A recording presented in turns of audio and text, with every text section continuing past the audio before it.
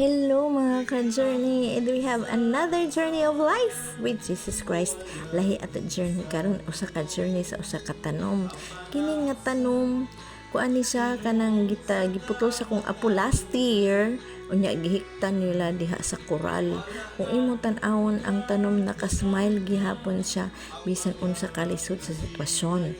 Iyang kita kaagbili ang regalo nga gihatag siya sa Ginoo sa iyang kinahanglanon, like libre nga tubig, libre nga hangin o libre nga light coming from above. Kana nga mga gift iya nang gipahimuslan pareha sa ato mga ka-journey.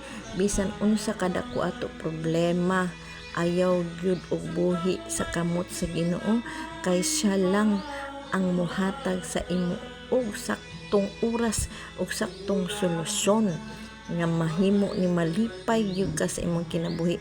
Ang atong kinabuhi kay mga ka-journey mauna siya ang gift sa Ginoo nga dili gyud makuha sa uban.